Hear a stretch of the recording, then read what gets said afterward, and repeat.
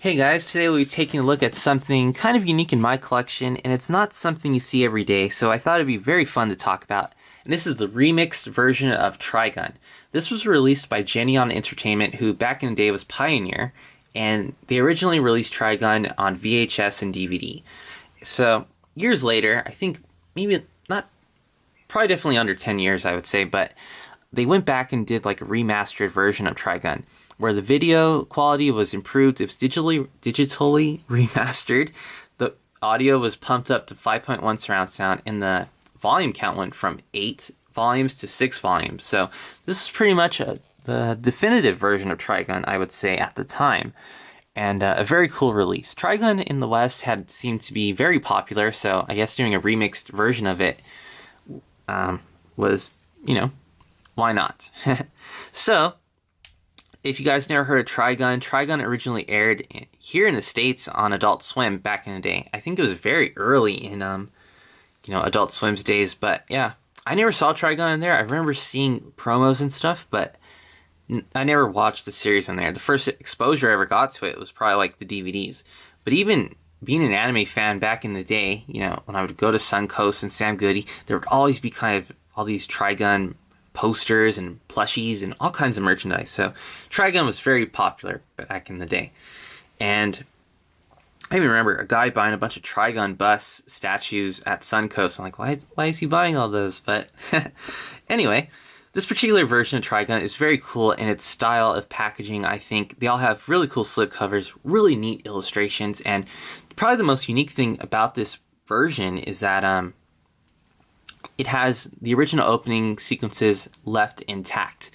Every time you'd watch the intro for Trigun, it would have slight variations in the intro because it would feature clips from the episode you were about to watch. It would feature characters in this particular episode and, just showing Vash goofing around and stuff. So I thought that was very cool. And the previous Pioneer releases and the current Funimation releases don't retain this the original openings. It's not a deal breaker or anything, but I do think it's pretty cool to own, the show the way it was originally presented. So that's the most unique thing about this version of Trigun. If anyone doesn't know what Trigun is, it's about Vash the Stampede. He is, at first glance, he looks like this goofy, dorky kind of character who spreads, the word love and peace, and who's obsessed with donuts. And he's a pacifist at heart, but he is known for going through town to town, destroying cities, and he has like this $60 million bounty on his head. So he's always having to travel town to town. He can't stay in one place for too long. But people, when they first see Vash, they don't even think he's the humanoid typhoon, this man of destruction. Kind of like in Rurouni Kenshin. Kenshin was known as the Manslayer, but at first glance, he doesn't even look threatening or anything. But when it comes down to action and stuff, Vash is an expert gunsman, and it's just fun. In the first half of the series, he kind of goes from town to town, and you get to know the characters more in the show and see what he's all about. The second half deals more with his past, and his moral grounds are being like pushed to the brink by these villains in an epic showdown at the end. It's just a really fun show to watch, and I think it's a true classic. And it definitely came out around the era of Outlaw Star and Cowboy Bebop, so it definitely has more of a Western cowboy feel with the bounty hunter thing and all that kind of stuff. So, very cool. And I think I've talked too much already, but, I love Trigun, so I can definitely talk about it for hours if you let me. But, yeah, as you guys can see, the cover is very cool. This is a very nice slipcover, which all the volumes have. The logo for Trigun is slightly embossed, and there's definitely some texture on there. The black background definitely makes the illustrations pop a little bit more. So here's Vash, Millie, and Meryl, the insurance girls, and they're kind of like, it's their job. They took it upon themselves to watch Vash, make sure he doesn't destroy anything, because they are insurance people, and they always have to pay for the destruction at their company. So Vash is sort of like a casualty. But yeah, here's what the spine looks like. All of them look like this. And on the shelf, these look really great. Here's the back, and it has like a wooden bar kind of background, and with the episode listing, extras, and summary, and screenshots where I'll put like wanted posters, which is very cool and goes with the theme of the show. And here we have the actual case itself, and this is reversed. So as you guys can see, this is Vash, but mine was signed by the voice actor Johnny Young Bosch, who this was one of his first anime roles, so it's pretty cool. I got this at an anime convention. I met him and he signed it for me. But if I look at it now, I'm like, who signed this? But yeah, I'll always remember who it was. Here's the back. And all the DVDs look the same, so I won't open all of them. But here's what the first disc looks like. It's just silver, kind of grayish with gun holes in it. And it does come with little inserts that kind of reproduces the cover art. And a Geneon postcard, which doesn't exist anymore. You can try sending it. But here's the back. It would tell you which volumes were coming out at the time. So from 2006 to 2007, these volumes were coming out. And pretty neat that they had all of them planned out right there. So yeah, that was the first volume. And we'll take a look at the next batch. So Trigun is definitely one of my favorite animes of all time. I just love the character. Vash, here he is, pretty cool with some of the villains in the show. Here's the back. Definitely a classic, I think, and it's one that I'm surprised that isn't on a Blu-ray. I would buy it like in a heartbeat. Here's the other cases, the second volume, I should say. This is Wolfwood, who's a fan favorite in the show. He's sort of like a man of God.